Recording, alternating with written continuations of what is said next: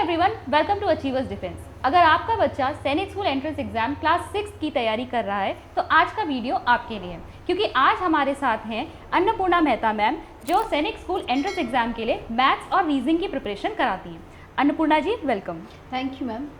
तो सबसे पहले अन्नपूर्णा मैम से जानना चाहेंगे कि मैथ्स जो है आपकी सैनिक स्कूल एंट्रेंस एग्जाम के लिए कितनी इंपॉर्टेंट है? सबसे पहले तो AISSE मतलब ऑल इंडिया सैनिक स्कूल एंट्रेंस एग्जामिनेशन 2025 के जो फॉर्म है वो सितंबर एंड तक आई थिंक निकल जाएंगे। तो इस एग्ज़ाम में क्या होता है, 4 सेक्शन होते हैं। आपकी पेपर जो होता है उसमें 4 सेक्शन होते हैं। आपका मैथ्स, लैंग्वेज और आपका GS और रीजनिंग होता है। ठीक है, तो मैथ्स ये टोटल जो पेपर होता है ना वो 300 नंबर का होता है, यानी कि 300 मार्क्स का पेपर होता है। इसमें 150 मार्क्स की जो मैथ्स होती है।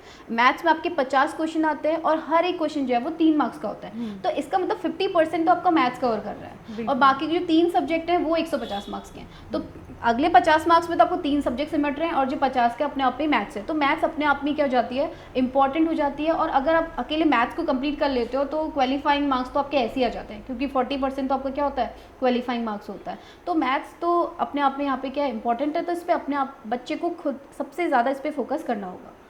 तो क्वालिफाइंग मार्क्स आपके यहाँ से आ जाते हैं। हाँ। हालांकि आपको यहाँ पर मेरिट में आना होता है, तो हाँ, ऑब्वियसली मेरिट काफ़ी हाई जाती है। हाँ, तो ये नहीं कि आपको अगर सैनिक स्कूल में जाना है तो क्वालिफाइंग से तो कुछ होगा नहीं, तो इतना मैटर करेगा नहीं। लेकिन एक बात है कि अगर आप मैथ्स कर लेते हो तो वो क्वालिफाइंग नंबर से ज़्यादा है, 50% मार्क्स है। 50% मार्क्स है, बिल्कुल सही।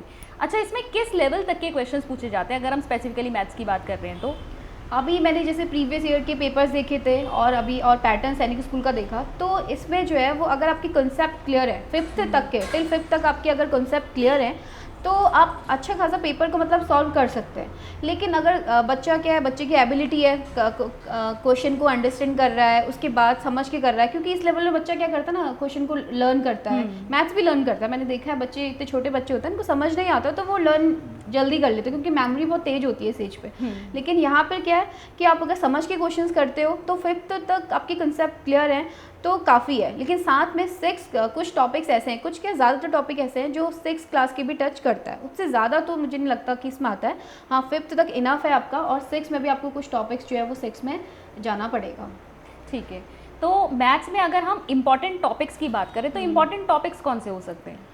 मैथ्स में तो मैंने आपको बोला कि जैसे 50% मैथ्स कवर कर रही है, तो अपने आप में सारे टॉपिक जो है इसमें इंपॉर्टेंट है। जैसे 20 से 25 टॉपिक आपके होते हैं तो 50 क्वेश्चंस आते हैं, तो हर एक टॉपिक के 2 क्वेश्चन तो आप मान के चलो, तो अपने आप में हर एक टॉपिक जो है वो इंपॉर्टेंट हो जाता है। ठीक है, जैसे फर्स्ट ही चैप्टर है इसमें नंबर सिस्टम, आप देखोगे प्रीवियस ईयर पेपर उठाओगे, रोमन नंबर्स आपका आता है, प्लेस वैल्यू से क्वेश्चन आता ही है। ठीक है, और आपके डिजिट से क्वेश्चंस आते ही हैं। तो ये हर एक टॉपिक अपने आप में इंपॉर्टेंट है। जैसे परसेंटेज आप लोगे या प्रॉफिट एंड लॉस लोगे, बच्चा मैंशुरेशन करेगा तो उसके फॉर्मूले याद होने ही है। ठीक है, और परसेंटेज करता है तो उसको समझना क्वेश्चन को ज़रूरी है। इस लेवल पे तो मुझे लगता है कि बच्चे को कोई भी टॉपिक स्किप करना भी नहीं चाहिए। हर एक टॉपिक अपने आप में क्या हो जाता है, यहाँ पे इंपॉर्टेंट है, क्योंकि आपको 150 मार्क्स का मैथ्स है तो सारे टॉपिक्स के आपके इंपॉर्टेंट ही हैं। ठीक है, तो मैथ्स जो है अपने आप में ही देखिए हाँ। कितना कवर कर रहा है और इम्पॉर्टेंट ही है सारे और टॉपिक्स इस को अगर हम लेवल पे देखें। स्किप करना तो आगे की पढ़ाई के लिए भी क्या होता है, इफेक्ट करता है। तो यहाँ पर तो मुझे लगता नहीं कि कुछ स्किप करना चाहिए बच्चे को। हाँ, बेस बन रहा है, हाँ, वहाँ बेस से। बन रहा है। बिल्कुल ठीक है। अच्छा, स्कूल भी जाते हैं बच्चे, तो स्कूल के साथ साथ बच्चे सैनिक स्कूल एंट्रेंस एग्जाम की तैयारी कैसे करें? आजकल की पढ़ाई तो बहुत टफ है, बहुत टफ है। मतलब पढ़ाई इजी है लेकिन इसके साथ बच्चे को मैनेज करना बहुत टफ है। एक्स्ट्रा करिकुलर एक्टिविटीज़ बहुत ज़्यादा है, बच्चे के पास बहुत बर्डन है, उसे स्पोर्ट्स भी जाना है, उसे डांस भी करना है, उसे अदर एक्टिविटीज़ भी सीखनी है, तो टाइम निकालना बहुत मुश्किल है। ठीक है, तो इसके लिए पेरेंट्स को थोड़ा सा बच्चे को डिसिप्लिन में लाना होगा। और अगर आप चाहते हो कि हाँ बच्चे को सैनिक स्कूल में पढ़ाना है, 6 से हमें वहाँ एडमिशन दिलाना है, तो उसके लिए आपको थोड़ा सा स्ट्रिक्ट रहना पड़ेगा। पेरेंट्स को मैं एडवाइस करूँगी कि थोड़ा सा स्ट्रिक्ट रह के एक रूल बना लूँगी अपने बच्चे के लिए। मुझे लगता है हर दिन 2 से 3 घंटा तो एक्स्ट्रा बच्चे को पढ़ना पड़ेगा। एक्स्ट्रा मतलब आपका स्कूल का पढ़ाई तो चलेगा ही, क्योंकि वो भी ज़रूरी है, वही तो आपका मतलब वो भी एग्जाम में आता ही है। साथ में 2 से 3 घंटा आपको देना पड़ेगा और मैनेज करना पड़ेगा किस तरीके से आप बच्चे को पढ़ा रहे हो। और साथ में आप हर हफ्ते एक प्रैक्टिस सेट बच्चे से करवा सकते हो। एग्ज़ाम हॉल जैसा आप उसको एनवायरनमेंट दे सकते हो अपने बच्चे को, ताकि वो एग्ज़ाम रूम में बैठना भी सीखे, क्योंकि इस एज का बच्चा एग्ज़ाम रूम में बैठना भी पहली बार सीखेगा, है ना, OMR शीट को फिल करना सीखेगा। तो बहुत कुछ पेरेंट्स पे भी यहाँ पे डिपेंड करता है, बहुत कुछ नहीं मतलब करता ही है, पेरेंट्स पे ही ज़्यादा निर्भर करता है इस बार बच्चे। एक प्रॉपर रूटीन बच्चे का एक बना दें जिससे कि बच्चा जो है वो रेगुलरली अपनी पढ़ाई कंटिन्यू रख सके। ठीक है, तो पेरेंट्स का रोल हमने यहाँ पे देखा, पेरेंट्स का रोल और क्या ज़्यादा इसमें हो सकता है? पेरेंट्स को तो बहुत स्ट्रिक्ट रहना पड़ेगा। आई थिंक 60% तो पेरेंट्स का ही रोल है। अगर आप अपने बच्चे को सेक्स में एडमिशन दिलाना चाह रहे हो सैनिक स्कूल में, बच्चा क्या करता है, फॉलो करता है। पेरेंट्स को क्या करना है, अगर आप उसकी क्लासेस ले रही हो, मतलब खुद भी पढ़वाना, क्योंकि हर एक पेरेंट्स आजकल एजुकेटेड है, तो देखना है कि बच्चे का सिलेबस कवर हो रहा नहीं हो रहा। उसके अलावा बच्चे को डिसिप्लिन वाइज उसको पढ़ाना, हर एक सब्जेक्ट को टाइम दिलवाना, बच्चे का एक नियम बनाना कि भैया तुझे 1.5 घंटा मैथ्स पढ़नी है डेली, आधा घंटा रीजनिंग पढ़नी है, आधा घंटा जीएस पढ़नी है, आधा घंटा लैंग्वेज पढ़नी है। जो सब्जेक्ट वीक है उसको और ज़्यादा टाइम देना, वीकली उसको थोड़ा सा हर संडे मतलब पेपर देने की प्रैक्टिस करवाना। तो पेरेंट्स का तो बहुत ज़्यादा इसमें रोल होता है। ठीक है, अगर बच्चे आपसे जुड़ना चाहते हैं, आपसे मैथ्स और रीजनिंग में गाइडेंस लेना चाहते हैं, तो वो कैसे आ सकते हैं आपके पास?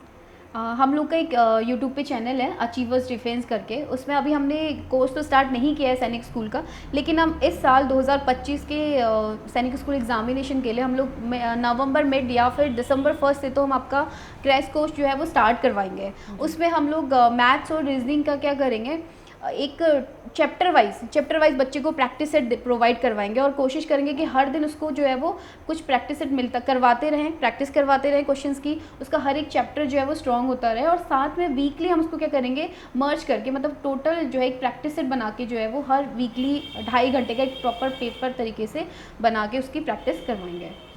इसके साथ ही मैं पेरेंट्स को एडवाइस भी करना चाहूँगी कि अगर आप नहीं चाहते कि बच्चा सैनिक स्कूल में पढ़े, क्योंकि सैनिक स्कूल्स में पढ़ना मतलब बच्चे को बहुत ज़्यादा डिसिप्लिन की ओर डालना, वहाँ पे प्रॉपर आपके रूल होते हैं, बच्चा सुबह 5 से रात के 10 तक एक प्रॉपर डिसिप्लिन में रहता है। अगर आप नहीं चाहते, लेकिन एटलीस्ट आप उसको एग्ज़ाम दिलवाइए, क्योंकि एक कॉम्पिटिटिव वर्ल्ड है आजकल, मतलब आपको बच्चे को एग्ज़ाम ही देना है। आपने बच्चे को 12 करवाया, उसको कभी कुछ एग्ज़ाम देगा, कभी कुछ एग्ज़ाम देगा, तो उसको प्रिपेयर, उसमें तैयार रखने के लिए, कंपटीशन वाली दुनिया में उसको डालने के लिए आपको उसको अभी से तैयार करना है, कैसे बिठाना है, कैसे वो एग्ज़ाम हॉल में जाएगा, कैसे वो पेपर देगा, एक सारा सब मिक्स करके जो पेपर आएगा उसके, एक कोई पर्टिकुलर सब्जेक्ट नहीं होता उसमें, आपका सब कुछ आ रहा है, 4 पेपर एक साथ आ रहा है। बच्चा अभी इसका लेवल छोटा, अभी वो सीखना शुरू कर रहा है, तो आपको, मुझे लगता है कि पेपर उसको दिलाना ही चाहिए।